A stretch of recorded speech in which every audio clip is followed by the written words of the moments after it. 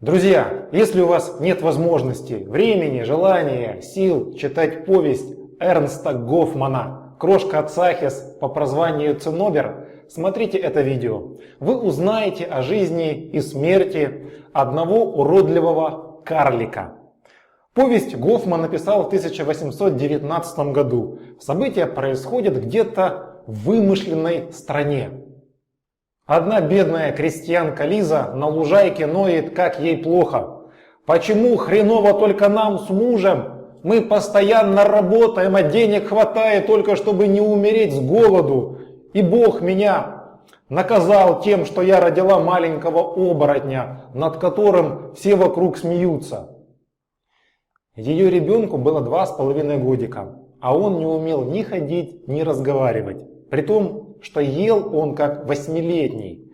Крестьянка с ужасом думает, что с каждым годом он будет есть еще больше, а работать он никогда не сможет. В общем, хреново все. Обессиленная она уснула. Из корзины выполз ее уродливый ребенок. Его голова глубоко ушла в плечи. На месте спины торчал нарост, похожий на тыкву, а сразу от груди шли тонкие ножки. У него был длинный острый нос, а лицо было старческим. И вот такую картину застала канониса приюта для благородных девиц фрейлин фон Розеншен, которая возвращалась той дорогой с прогулки. Она была доброй, потому увиденное ее глубоко тронуло. Она взяла уродца на колени и успокоила его. Он заснул рядом с матерью. Фрейлин побрызгала их какой-то хренью и ушла. Когда крестьянка проснулась, то была полна сил. Она не чувствовала голода. Увидела своего сына, которому кто-то красиво расчесал волосы. Крошка Ацахис довольно внятно сказал матери, что не хочет снова лезть в корзину. Мать офигела. Он же раньше не говорил. Они вместе пошли в деревню. Проходили мимо дома пастора. Тот увидел уродца и стал им восторгаться. Крестьянка ничего понять не может. «Фрау Лиза, отдайте мне вашего чудесного малыша. Я его воспитаю как родного сына. Вы ведь все равно бедная. Зачем он вам нужен?» «Да, ну ладно, забирайте. Будьте так любезны. Избавьте меня от него». Фишка в том, что фрейлин фон Розеншен была необычной дамой. В деревне считали ее ведьмой. Когда Розеншен узнала, что ее хотят утопить, она заручилась поддержкой местного князя. Он всем заявил, что ведьм не бывает. Князь знал, что фрейлин Розеншен на самом деле фея Розабельверде. Когда-то этой страной правил князь Диметрий. В его княжестве жить было всем хорошо, а потому там поселились и феи. А до этого феи жили в своей стране, Джинистане. Диметрий умер. Его наследником стал юный Пафнутий. Первым делом он решил ввести в своей стране, по совету министра Андреса, просвещение.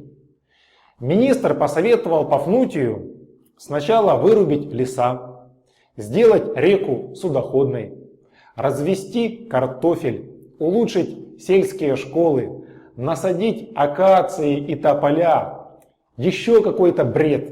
И самое главное, изгнать из государства всех людей опасного образа мыслей. О как! «Именно феи являются врагами просвещения», — сказал Андрес Пафнутию. «Они занимаются какими-то чудесами, потому нужно их гнать. Но не всех. Тогда народ может начать возбухать. Некоторых оставим, будут чулки вязать для армии, а потом народ и сам забудет о феях».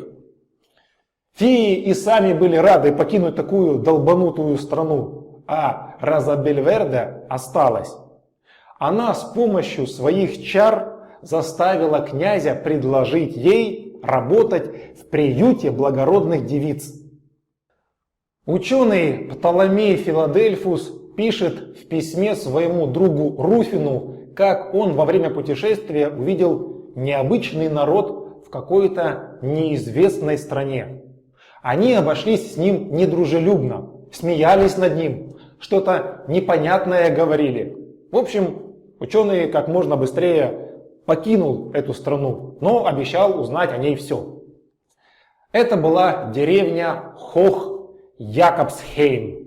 Она находилась возле Керепесского университета. Тот народ — это студенты из этого универа. Преподавал в нем профессор естественных наук Мош Терпин. На его лекции ходили чаще всего, потому что он мог так объяснять, что всем все становилось понятным. Среди его студентов был парень Бальтазар. Ему было где-то 23-24 года. Поэт. Парень на своей волне. Ходит в одиночестве, вздыхает. Ему друг Фабиан говорит: идем с пацанами пофехтуем. Нет, Фабиан, мне это не интересно. Вот походить в лесу — это оно. Ладно, пойду с тобой в лес. На прогулке Бальтазар говорит Фабиану, что его бесят лекции Моша Терпина. Тогда нахрена ты на них ходишь? А, понятно, ты влюблен в его дочь Кандиду. Ничего, пройдет. Все мы когда-нибудь влюблялись. Пацаны увидели, как на них скачет лошадь без седока. Они остановили ее. Оказалось, что на ней кто-то был, очень маленький. Это был уродливый Цахис. Он уже вырос. Карлик упал с лошади, а когда Бальтазар помог ему встать, то спросил дорогу на Керепес. Фабиан открыто смеялся над ним. Бальтазар, наоборот, обходился с Цахисом вежливо. Карлик сказал, что он студент и что он никому не позволит над собой смеяться, и вызвал Фабиана завтра на бой, а сам поехал в город. Фабиан не мог пропустить такого зрелища, как появление этого шута в своем городе, потому тоже побежал в город.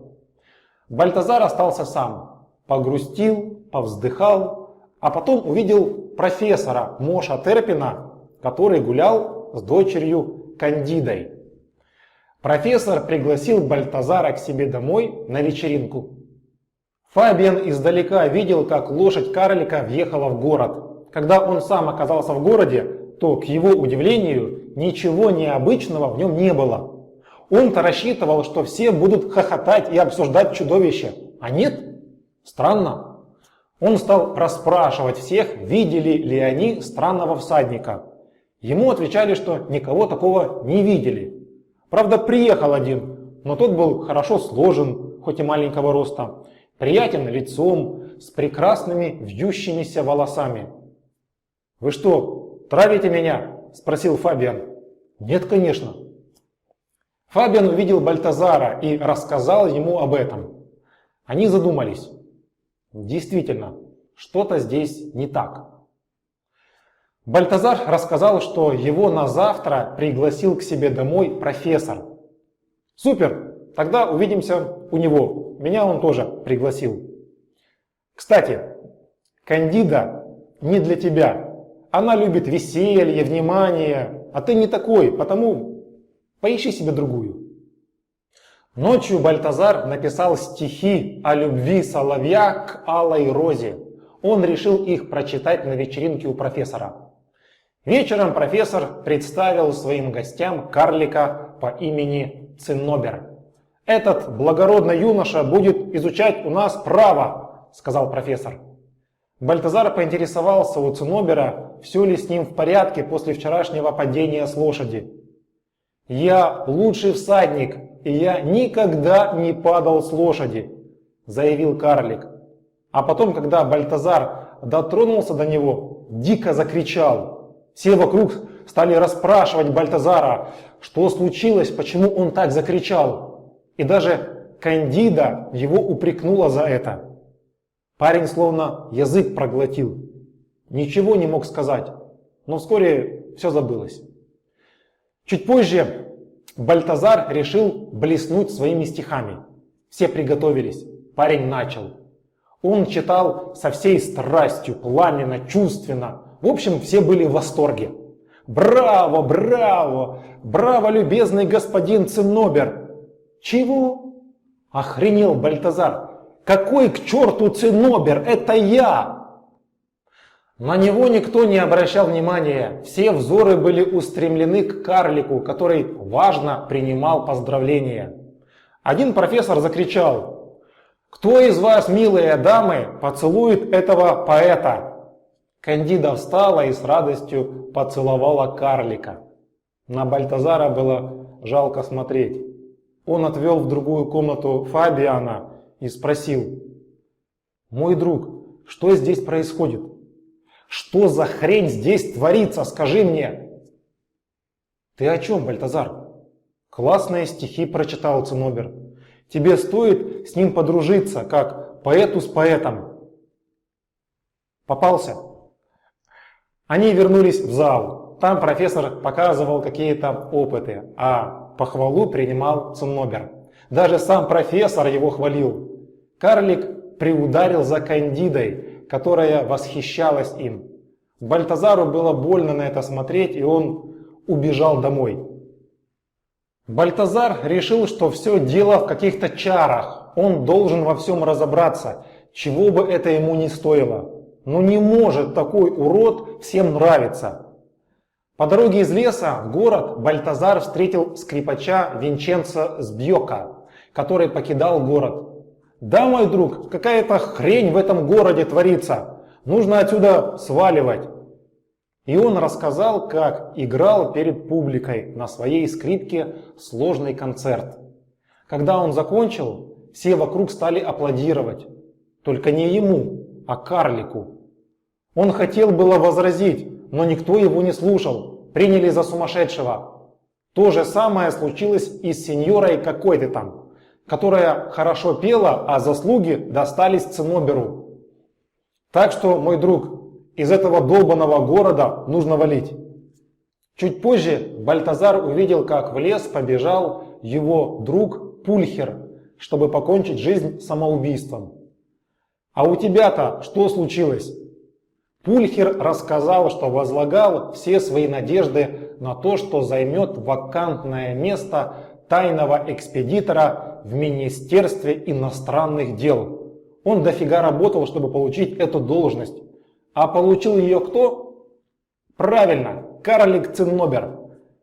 Причем он ничего не знает об этой работе, а все считали его специалистом. Вот такая вот хрень, мой друг. Не хочу больше жить. Бальтазар успокоил пацана и рассказал ему все, что знает о Циннобере. Ну да, похоже, колдовство, чары. Звучит как-то не по-современному. Пацаны увидели в лесу человека, одетого как китаец. Он ехал в хрустальной карете, запряженной 2 единорогами. Вместо кучера у него был фазан. У пацанов челюсти отвисли. Когда же карета проехала, Бальтазар сказал, что этот человек поможет им в борьбе с карликом. Потомок князя Пафнутия, князь Барсанов, очень ценил своего министра барона Моншейна. Однажды барон пригласил князя к себе домой позавтракать. Когда князь приехал, у барона в гостях уже был Циннобер. В общем, очень скоро князь назначил карлика тайным советником по особым делам. Чуть позже Фабиан рассказал Бальтазару, что Кандида влюбилась в Циннобера, и скоро они поженятся. «Фигня! Скоро мы с ним справимся. Нам поможет один чувак». Фабиан понял, о ком идет речь. Это был доктор Проспер Альпанус, который жил возле Керепеса. Фабиан предложил Бальтазару прямо сейчас сходить к нему, чтобы друг понял, что Альпанус никакой не маг, а обычный лекарь. «Чем могу помочь, молодые люди?» – спросил доктор. «Тут такое дело», – сказал Бальтазар, и все рассказал доктору о карлике Циннобере. «100 пудов, без магии здесь не обошлось», – ответил Альпанус.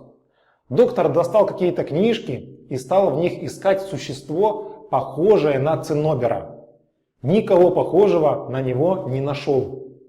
Тогда он воспользовался каким-то магическим зеркалом, в котором появилось изображение Кандиды и карлика. После этого доктор авторитетно заявил, что Цинобер – обыкновенный человек, на котором лежит какая-то колдовская сила. Пока он не может с ней справиться, но пообещал что-нибудь придумать. На том и расстались. Фабиан был уверен, что доктор никакой не волшебник, а обычный шарлатан. Тогда доктор провернул с ним одно волшебство. Когда Фабиан шел в город, то рукава его пиджака стали уменьшаться, а шлейф сзади увеличиваться. В городе все смеялись над Фабианом. Бальтазара искал Пульхер. Он сказал, что того разыскивают, чтобы арестовать. Бальтазар ничего не понимал. За что? За то, что ты избил Цинобера в доме профессора Моша Терпина. Когда Бальтазар в магическом зеркале волшебника увидел изображение карлика, то побил его в том изображении. Тебе нужно пока залечь на дно в деревне Хох-Якобсхейм. Это там, где ученый Птоломей Филадельфус писал книгу о странном народе, студентах. Профессор Мош Терпин был очень счастлив. Еще бы. Его дочь выходит замуж за такого парня, Цинобера. Сам Цинобер жил в хорошем доме. Пульхер со своим другом Адрианом подметили, что через каждые 9 дней Цинобер уходит на какую-то поляну. Пацаны решили его там подстеречь, чтобы понять, что вообще происходит. Какая-то дама с крыльями за спиной расчесывала ему волосы. Когда фея исчезла, Пульхер выскочил к Циноберу, дав понять, что он знает его секрет. Цинобер убежал домой. После этого обо всем этом Пульхер написал Бальтазару. Очень скоро князь Барсануф назначил карлика своим министром, ну а бывшего министра Монтшейна уволил. Более того, князь решил наградить карлика лентой зелено-пятнистого тигра. Вот только эта лента никак не вешалась на уродливом теле карлика. Больше недели самые умные люди государства думали, как прицепить ленту на Цинобера. И только театральный портной смог справиться с этой задачей. Тем временем доктор Проспер Алепанус составлял гороскоп Бальтазара и параллельно думал, что делать с Цинобером.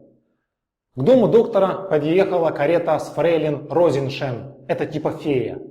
Доктор ее не знал, но быстро вычислил, что она фея. Дама сказала, что она приехала познакомиться с доктором, чтобы он в будущем лечил девушек из ее приюта благородных девиц. Вежливые разговоры ни о чем закончились тем, что доктор сказал, что женщина полностью в его власти. Тогда она превратилась в бабочку и стала летать под потолком. Доктор превратился в жука и стал летать за ней. Она превратилась в мышку, он в кота. В конце концов, она обратилась в фею, а он в мага. У феи из волос на пол выпал гребень и разбился. «Вот блин», — сказала фея. «Ну что, теперь поговорим?» Доктор сказал, что она выбрала недостойного человека для своих чар. А теперь, когда гребень разбился, он с карликом легко справится. Понятно, что фея попросила волшебника не трогать уродца. Ага, не трогать. Посмотрите на гороскоп Бальтазара, который я составил. А, ну раз так, тогда да, без вопросов. Доктор сказал, что женщины часто лезут не в свое дело и не думают, к чему это может привести. Ой, все, доктор, давайте я лучше буду к вам иногда приезжать кофе пить. Бальтазар, который прятался в студенческой деревушке, получил письмо от Пульхера. «Мой друг, все хреново. Цинобер стал министром, но однажды было весело. Приехали иностранцы. В зоологическом кабинете они смотрели на обезьян. Им так понравился Цинобер, это было смешно. И это была первая неудача карлика. Потом он вернулся из сада, где встречался с крылатой женщиной. Но на этот раз он выглядел расстроенным. В общем, удачи нам. После прочтения письма Бальтазар пошел в лес и стал там ныть. «О, бедный я несчастный! И почему же Проспер Альпанус мне не помог?» Ну и в таком же духе. В общем, пока он сопли жевал, на стрекозе прилетел доктор. «Говнюк ты, Бальтазар! В то время, когда я решаю твою проблему, ты меня оскорбляешь. Ладно, проехали. Я вижу, что у тебя из-за любви мозги вообще не работают. Слушай, Цинобер — это обездоленный урод, сын бедной крестьянки, и настоящее его имя — Крошка Цахис. Однажды его увидела фея и решила пожалеть. Она наделила его особым даром. Все замечательное, что в его присутствии кто-либо другой подумает, скажет или сделает, будет приписано ему. Да и он в обществе красивых и умных людей будет признан красивым и умным. Это удивительное волшебство заключено в 3 огнистых, сверкающих волосках у него на голове. Всякое прикосновение к этим волоскам, да и вообще к голове, для него болезненно и даже губительно. Каждый 9-й день фея магическим золотым гребнем причесывала карлика, и это продлевало его чары. Но я разбил этот гребень. Теперь нужно выдернуть у него эти 3 волоса, и тогда он снова станет ничтожеством. И это должен сделать ты, дорогой Бальтазарушка. Держи вот это стекло и смотри на карлика через него. Оно покажет, где те 3 волоса. Нужно их вырвать одним махом. Ох, он и будет визжать, а потом сразу же сжечь. Кого, карлика? Нет, дурень, волосы. О, спасибо, дорогой доктор. Век тебя помнить буду, ну и так далее. Доктор сказал, что ему нужно по делам в Индию уехать, к своей любимой, а свою хату он перепишет на него. Вот фартануло нытику. Потом ты предстанешь перед отцом Кандиды и попросишь ее руки. У тебя будет дом, состояние, профессор согласится. В общем, радуйся жизни, чпокай сколько хочешь свою Кандиду, да меня иногда вспоминай. Кстати, горшки в моем доме никогда не подгорают, посуда никогда не бьется, пятна никогда не остаются. А когда твоя жена устроит стирку, то всегда будет ясная погода.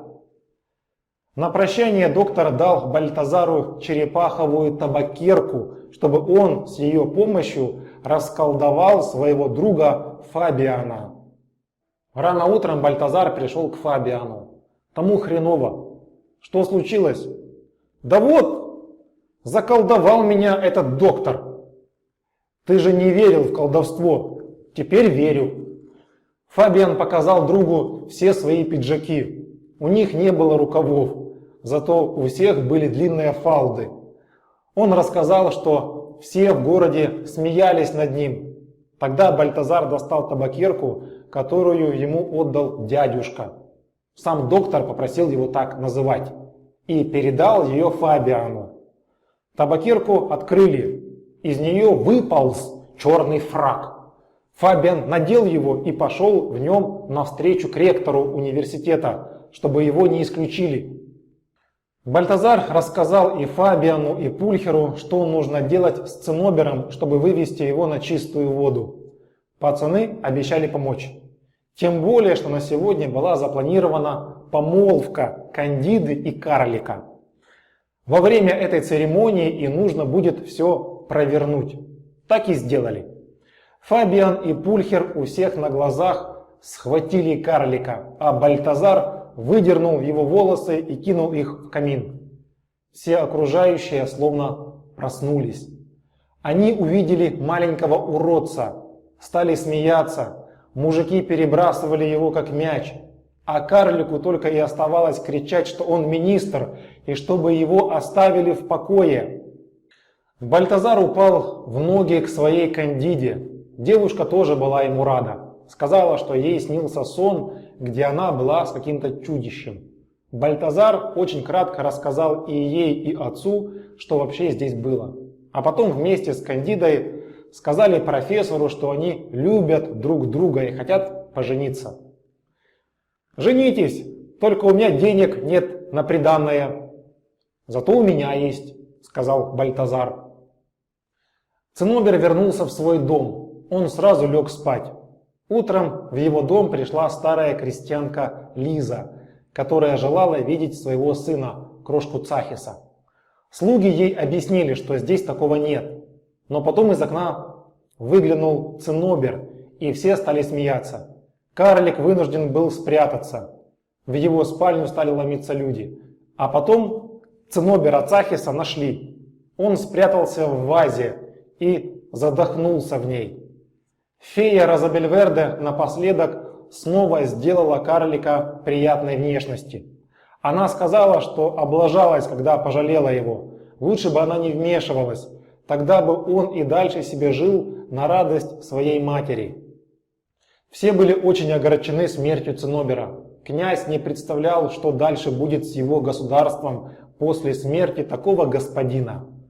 Местный доктор сказал, что причиной смерти стала лента с наградой, которые не давали министру хорошо дышать.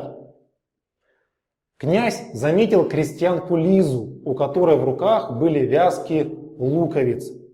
И что, вкусный? Как мед. Князь попробовал и купил у нее все вязки. И распорядился в дальнейшем покупать лук только у Лизы. Похороны были пышными. Еще бы, в последний путь провожали такого великого человека. Отец Кандиды был рад браку дочери с богатым Бальтазаром. На свадьбу в дом доктора-волшебника приехали гости, в том числе фея Розабельверде. Она подарила Кандиде ожерелье, надев которое та никогда не будет грустить. Ни по какому поводу. Когда вечеринка была в самом разгаре, доктор Альпанус сказал, что он покидает свой дом и отправляется в путешествие. В общем, Бальтазар с Кандидой жили долго и счастливо.